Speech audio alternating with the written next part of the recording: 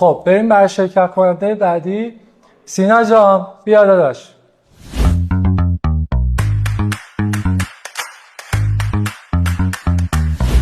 سلام. سلام خیلی خوش اومدی. مرسی. سلامت. چه خبر؟ خوبی؟ خودتو معرفی میکنی؟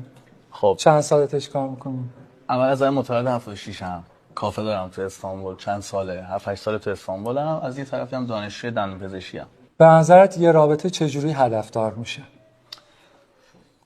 ببین این یه سوالیه که الان نمیتونم بهش جواب بدم. تو مرور زمان اینا همش مشخص میشه. بعد بره جلو ببینیم اصلا فازهای داریم، وای همدیگه رو داریم یا نه.